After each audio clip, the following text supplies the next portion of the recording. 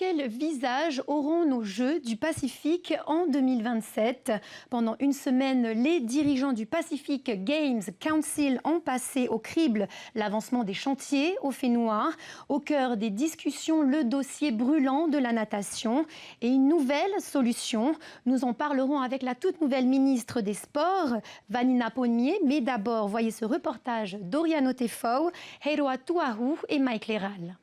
Impossibilité de livrer les deux bassins amovibles.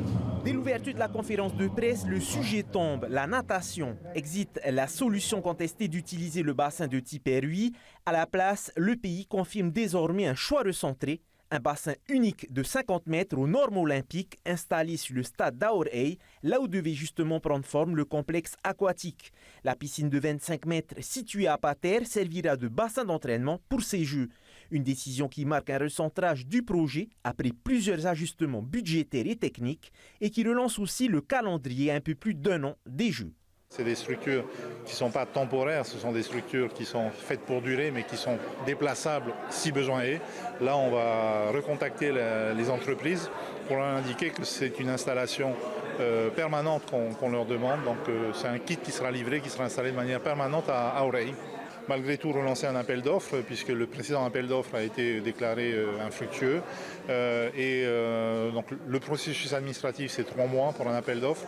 Ensuite, dès lors que la société lauréate est notifiée, il lui faut 2 mois pour construire ce bassin de 50 mètres et puis les équipements qui vont avec. Il faut 2 mois à peu près de livraison par bateau.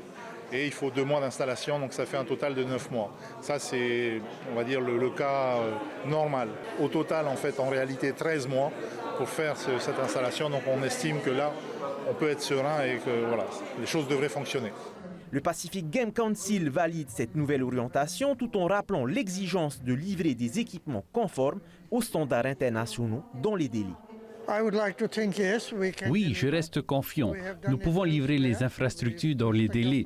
Nous travaillons étroitement avec le gouvernement et les entreprises en charge des chantiers. Nous avons déjà connu ce type de situation lors d'autres Jeux et nous restons convaincus que les équipements pourront être prêts à temps. Sur le reste des infrastructures, plusieurs chantiers avancent, mais certains accusent encore du retard. Le PGC estime néanmoins que Tieti dispose encore d'une marge pour rattraper le calendrier. Avec mon directeur, nous reviendrons avant Noël pour vérifier l'avancement des travaux. Nous ne voulons pas que Tahiti ne soit pas prête au moment des Jeux. Nous allons donc maintenir la pression pour nous assurer que les infrastructures soient livrées dans les délais. Ils peuvent encore rattraper le retard. Il reste du temps. Dans le monde sportif, ce nouveau scénario est accueilli avec prudence mais soulagement, notamment en natation, discipline centrale du programme. Mais le résultat aujourd'hui est là, donc il y a un bassin, tant mieux, mais on a perdu énormément de temps. Je pense que techniquement, même tous les activités des marchés étaient prêts, tout le monde était prêt. Donc aujourd'hui, voilà, on a une nouvelle option avec un terrain qui n'a pas fait l'objet d'études. Donc il y a tout ce processus à relancer. Je fais confiance aux membres du pays pour lancer les études, déroger un peu aux règles des marchés pour qu'on puisse passer les commandes. À 14 mois des Jeux, Tieti entre dans une phase décisive. Les annonces sont posées, mais désormais ce sont les chantiers qui diront si le fait noir est réellement dans les temps.